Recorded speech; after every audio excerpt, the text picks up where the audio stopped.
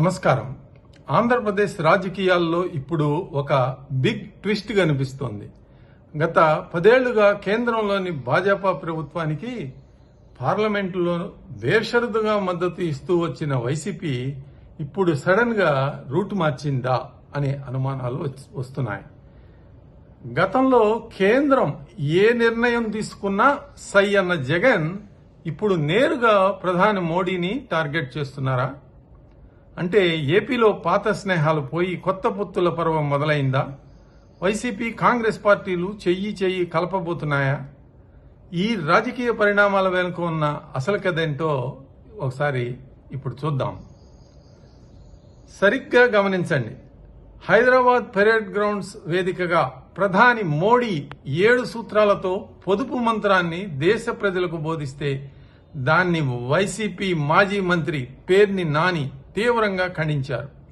అది కూడా క్యాజువల్ గా కాదు, ఏకంగా పార్టీ ఆఫీసులో కూర్చుని మరి ప్రెస్ మీట్ పెట్టించి విమర్శించారంటే బీజేపీతో మైత్రికి వైసీపీ స్వస్తి పలుకుతోందన్న సంకేతం బలంగా వెడుతోంది. దీనికి తోడు ఇంకొక ఆసక్తికరమైన పరిణామం. తమిళనాడులో ముఖ్యమంత్రిగా బాధ్యతలు చేపట్టిన దళపతి విజయ్ పట్ల వైసీపీకి చెందిన సాక్షి మీడియా చూపిస్తున్న అమితమైన ప్రాధాన్యత ఇప్పుడు చర్చనీయాంశంగా మారింది.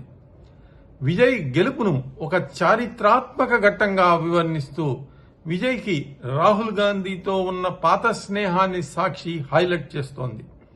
ఇదంతా చూస్తుంటే తమిళనాడులో విజయ్ కాంగ్రెస్ కూటమి మాదిరిగా ఏపీలో కూడా ఒక కొత్త సమీకరణం కోసం జగన్ పావులు కదుపుతున్నట్టు స్పష్టంగా కనిపిస్తోంది.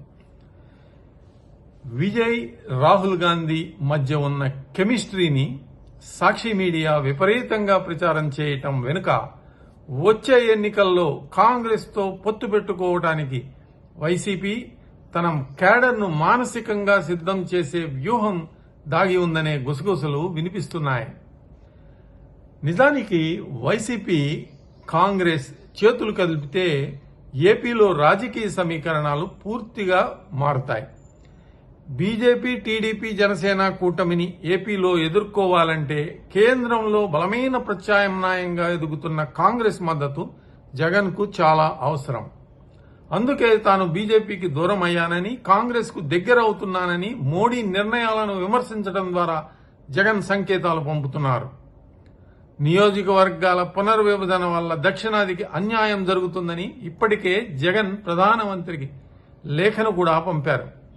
దీనితో పాటు మోడీ పొదుపు మంత్రాన్ని అస్త్రంగా చేసుకుని భవిష్యత్తులో మోడీపై వైసీపీ విమర్శలు మరింత ఘాటుగా మారుతున్నాయి. ఇక్కడ ఒక లాజిక్ పాయింట్ ఉంది. జగన్ ఎంతకాలం జాతీయ రాజకీయాల్లో ఒంటరి పోరాటం చేస్తారు? ప్రస్తుతం దేశంలో ఉన్న రెండు కూటములు. ఒకటి బీజేపీ నేతృత్వంలోని ఎన్డీఏ, 2 కాంగ్రెస్ నేతృత్వంలోని ఇండియా కూటమి. ఇక ఏ కూటమిలోనూ లేని పక్షాలు బీఆర్ఎస్, వైసీపీ, అకాలీదళ్, బిజు జనతా దళ్ లాంటి పార్టీలన్నీ అధికారం కోల్పోయి దిక్కుతోచని స్థితిలో ఉన్నాయి. ఏపీలో వైసీపీకి కనీస ప్రతిపక్ష హోదా కూడా లేదు. అలాగని ప్రజా పోరాటాల ద్వారా మళ్లీ పుంజుకుందామన్న నమ్మకం కూడా వైసీపీకి లేనట్లే కనిపిస్తోంది. కేవలం సోషల్ మీడియా ప్రచారాలను నమ్ముకుని అధికారంలోకి రావాలని కలలుగంటోంది. అలాంటి పరిస్థితిలో జాతీయ స్థాయిలో ఒక బలమైన అండ కోసం వైసీపీ ఇండియా కూటమి వైపు మొగ్గు చూపుతోంది అనటానికి పేర్ని నాని చేసిన విమర్శలే నిదర్శనం. నిజానికి కాంగ్రెస్ తో కలవటం వైసీపీకి రాజకీయంగా కలిసి వచ్చే అంశమే. కానీ ఇక్కడే ఒక అతిపెద్ద అడ్డంకి ఉంది. అదే వైఎస్ షర్మిల. ప్రస్తుతం వైఎస్ షర్మిల ఏపీ కాంగ్రెస్ పార్టీకి అధ్యక్షురాలు. ఆమె ఆ పదవిలో ఉండగా జగన్ కాంగ్రెస్ తో కలవటం సాధ్యమయ్యే పనేనా?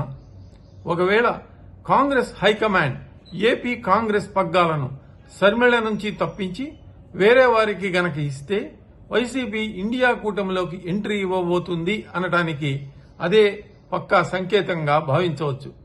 మరి రాబోయే రోజుల్లో వైఎస్ జగన్ ఆయన టీం కేవలం సోషల్ మీడియాకే పరిమితం అవుతారా, లేక జాతీయ కూటమితో ఒకదానిని ఎంచుకుని నిఖార్సైన రాజకీయం చేస్తారా? వేచి చూడాల్సిందే. ఈ వీడియో గనక మీకు నచ్చినట్లయితే లైక్ చేయండి. మీ అభిప్రాయాన్ని కామెంట్ రూపంలో కూడా తెలపండి. మరిన్ని అప్డేట్స్ కోసం మా కాయ్ టీవీని సబ్స్క్రైబ్ చేసుకోండి. మా వీడియో కనుక మీకు నచ్చినట్లయితే లైక్ చేయండి, షేర్ చేయండి. మీ విలువైన అభిప్రాయాలను కామెంట్ బాక్స్లో తెలియజేయండి.